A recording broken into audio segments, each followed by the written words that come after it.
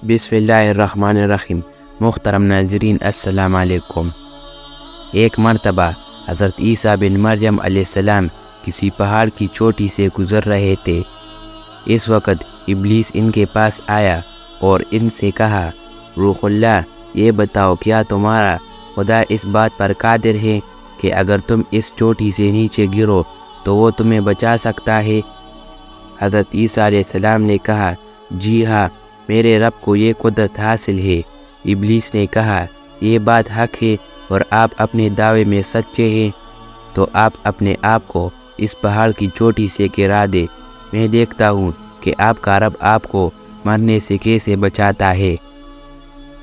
हज़रत ईसा अलैहिस्सलाम ने महसूस किया कि शैतान लईन इन्हें नाजायज़ वसवसे में मुब्तला करना चाहता है। इन्होंने इससे कहा, लईन, क्या तू चाहता है कि मैं अपने रब की आजमाइश करूं? ये अलहदा बात है कि मुझे इस बात का यकीन है कि मेरा खुदा मेरी हिफाजत करेगा। अल्लाह का हर फरमान बरहक है और हमें इसमें शक करने की कोई गुंजाइश नहीं है, लेकिन मैं खुदा की आजमाइश नहीं करता।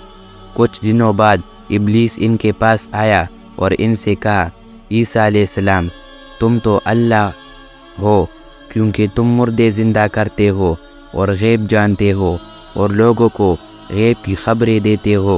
हज़रत ईसा अलैहिस्सलाम ने इसकी बात काटते हुए कहा, लईन, तू झूठ बकता है। मैं खुदा का मुस्तजाब दावत बंदा हूँ। अल्लाह मेरी दुआएं कबूल करता है और इसी के हुक्म से मुर्दे ज़िंदा होते हैं।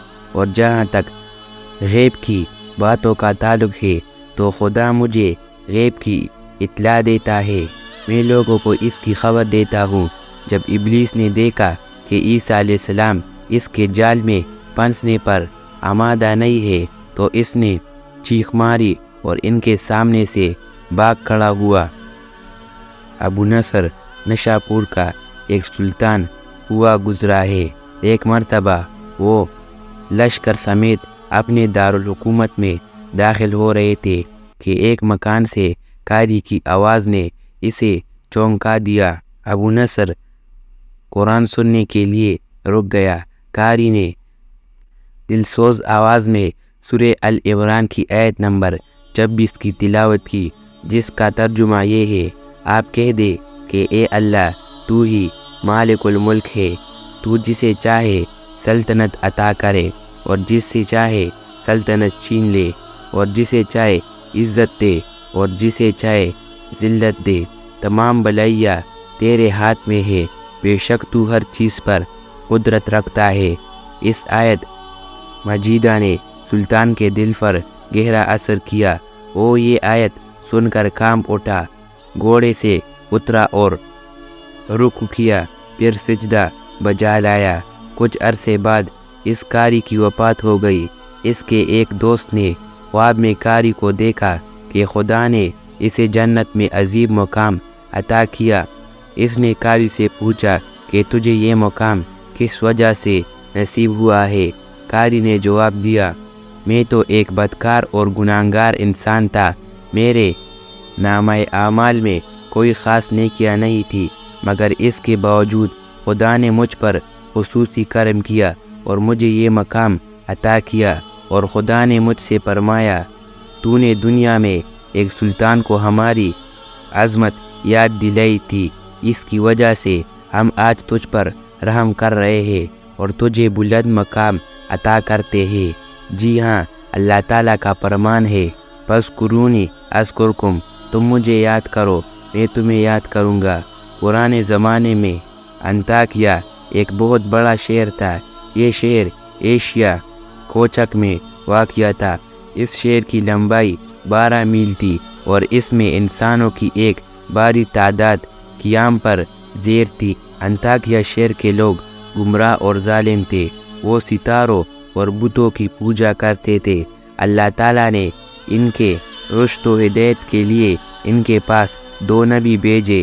अहले शहर ने इनकी तकदीक की तो इनकी तक़वियत के लिए तीसरे रसूल को वहाँ भेजा गया।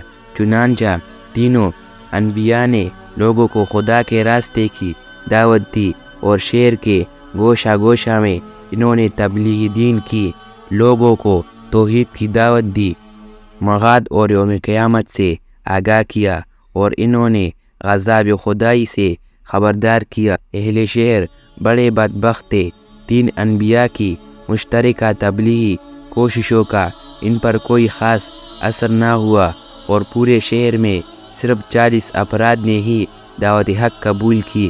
شہر کے دوسرے لوگوں نے تینوں انبیاء اور ان کے پیروکاروں کو پکڑ کر انہیں سخت اذیتیں دی، اور ظلم کی انتہا یہ کی گئی کہ ان مظلوموں کی گردنوں میں سوراخ کر کے اس میں رسیاں ڈالی گئی، اور شہر کے ظالم لوگ رقص بسمل سے لطف اندوز ہوئے۔ اس شہر میں ایک مرد مومن رہتا تھا جس کا نام حبیب النجار تھا۔ وہ ان انبیاء پر ایمان لائے تھا، لیکن وہ اپنے ایمان کو مخفی رکھتا تھا۔ وہ شہر میں بڑائی کا کام کرتا تھا۔ اسے جو مزدوری ملتی تھی وہ اس کو 2 حصوں میں تقسیم کرتا تھا۔ ایک حصہ اپنے اہل خانہ کو کھلاتا تھا اور دوسرا حصہ غرباء و مساکین میں تقسیم کرتا تھا۔ جب حبیب نے نجار کو اس ظلم کا پتہ چلا تو انہوں نے اپنی قوم کو تبلیغ کرتے ہوئے کہا، اے میری قوم، ان رسولوں کی پیروی بھی کرو، ان کی اتباع کرو جو تم سے کوئی اجر نہیں مانگتے اور وہ راہ راست پر ہے، اور میں کیوں نہ اس ذات کی بندگی کروں جس نے مجھے پیدا کیا ہے اور جس کی طرف سب کو پلٹ کر جانا ہے۔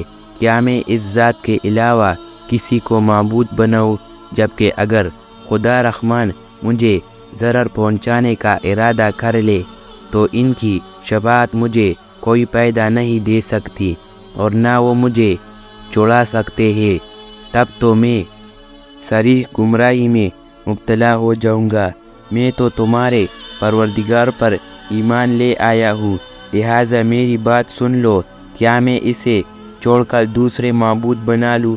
حالانکہ اگر خدا رحمان مجھے کوئی نقصان پہنچانا چاہے تو نہ ان کی شفاعت میرے کسی کام آ سکتی ہے اور نہ وہ مجھے چھڑا ہی سکتے ہیں۔ اگر میں ایسا کروں تو میں واضح گمراہی میں مبتلا ہو جاؤں گا۔ میں تمہارے رب پر ایمان لے آیا، تم بھی میری بات مان لو۔ لیکن ظالم لوگوں نے ان کی بات پر کان نہ دھرے اور ان کی نصیحت سن کر